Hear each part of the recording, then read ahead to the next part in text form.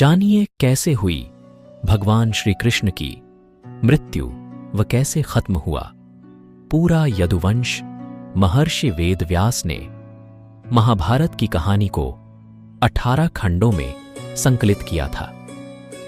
युद्ध के पश्चात भी बहुत कुछ ऐसा रह गया जिसके विषय में जानना बहुत जरूरी है। 18 दिन चले महाभारत के युद्ध में रक्तपात के सिवाय कुछ हासिल नहीं हुआ। इस युद्ध में कौरवों के समस्त कुल का नाश हुआ। साथ ही 5 पांडवों को छोड़कर पांडव कुल के अधिकांश लोग मारे गए। लेकिन इस युद्ध के कारण युद्ध के पश्चात एक और वंश का खात्मा हो गया। वो था श्री कृष्ण जी का यदुवंश। महाभारत कौरवों और पांडवों के बीच हुए युद्ध का वो रूप है जिसने कुरुक्षेत्र की मिट्टी तक लाल कर दी थी। कहा जाता है इस भयंकर युद्ध में इतने लोगों ने अपनी जान गंवाई थी कि आज भी उनके लहू से कुरुक्षेत्र, जहां महाभारत का युद्ध लड़ा गया था, कि मिट्टी का रंग लाल ही है। महर्षि वेद व्यास ने महाभारत की कहानी को 18 खंडों में संकलित किया था। कुरुक्षेत्र का युद्ध इस ग्रंथ का सबसे बड़ा भाग है। लेकिन युद्ध के पश्चात भी बहुत कुछ ऐसा रह गया जिसके विषय में जानना बहुत जरूरी है, जिनमें भगवान श्री कृष्ण की मृत्यु और द्वारका के नदी में समा जाने की घटना अत्यंत महत्वपूर्ण है। मौसल पर्व 18 पर्वों में से एक है, जो 8 अध्यायों का संकलन है। इस पर्व में भगवान कृष्ण के मानव रूप को छोड़ना और उनकी मृत्यु के पश्चात उनकी नगरी द्वारका के साथ घटी घटना का वर्णन है। आइए जानते हैं क्या छिपा है मौसल पर्व की कहानी के भीतर। यह घटना कुरुक्षेत्र के युद्ध के 23 साल बाद की है। कृष्ण की द्वारका नगरी बहुत शांत और खुशहाल थी, जहां युवाओं के भीतर चंचलता बद्धी ही सामान्य थी और वे सभी भोग विलास में लिप्त रहते थे। एक बार कृष्ण के पुत्र सांब को एक शरारत सूझी। स्त्री का वेश लेकर वह अपने दोस्तों के साथ आर्षि विश्वामित्र, दुर्वासा, वशिष्ठ और नारद से मिलने गया। वे सभी भगवान श्री कृष्ण के साथ एक औपचारिक बैठक में शामिल होने के लिए द्वारका आए थे। स्त्री के वेश में सांब ने आर्षियों से कहा कि वो गर्भवती है। वे उसे ये बताएं कि उसके गर्भ में बच्चे का लिंग क्या है।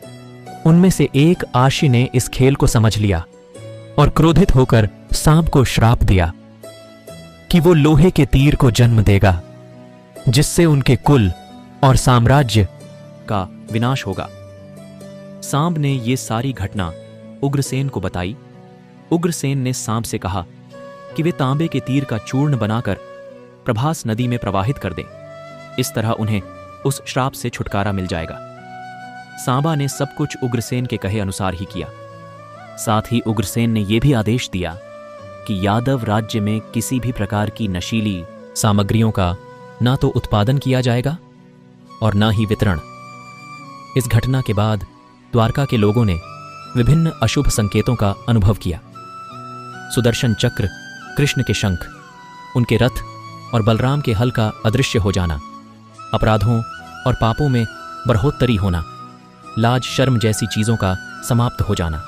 चारों ओर अपराध, अमानवीयता और पाप का साया था। बुजुर्गों और गुरुओं का असम्मान, निंदा, द्वेष जैसी भावनाओं में उल्लेखनीय बरहत आदि सब द्वारका के लोगों का जीवन बन गया था। ये सब देखकर भगवान कृष्ण परेशान हो गए और उन्होंने अपनी प्रजा से प्रभास नदी के तट पर जाकर तीर्थ यात्रा कर अपने पापों से मुक्ति पाने को कहा। सभी ने ऐसा ही किया। परंतु जब सभी यादव प्रभास नदी के किनारे पहुंचे तो वहां जाकर सभी मदिरा के नशे में चूर होकर भोग विलास में लिप्त हो गए। मदिरा के नशे में चूर सात्याकी कृतवर्मा के पास पहुंचा और अश्वत्थामा को मारने की साजिश रचने और पांडव सेना के सोते हुए सिपाहियों की हत्या करने के लिए उसकी आलोचना करने लगा। वही कृतवर्मा ने भी सात्याकी पर आरोप मढ़ने शुरू कर दिए। बहस बढ़ती गई और इसी दौरान सत्याकी के हाथ से कृतवर्मा की हत्या हो गई।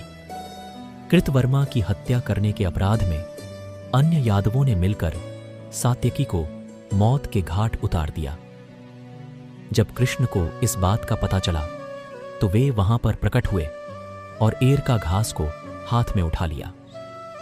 ये घास एक 6DDDH में परिवर्तित हो गई, जिससे श्री कृष्ण ने दोषियों को सजा दी। मदिरा के नशे में चूर सभी ने घास को अपने हाथ में उठा लिया और सभी के हाथ में मौजूद वो घास लोहे की 6DDH बन गई, जिससे सभी लोग आपस में ही भिद्द गए और एक दूसरे को मारने लगे। वभ्रु, दारुक और भगवान कृष्ण के अलावा अन्य सभी लोग मारे गए। यदुवंश के नाश के बाद कृष्ण के ज्येष्ठ भाई बलराम समुद्र तट पर बैठ गए और एकाग्रचित्त होकर परमात्मा में लीन हो गए। इस प्रकार शेषनाग के अवतार बलराम जी ने देह त्यागी और स्वधाम लौट गए। लोहे की 6DDDH का चूर्ण एक मछली से निगल लिया और वह उसके पेट में जाकर धातु का एक टुकद्दा बन गया।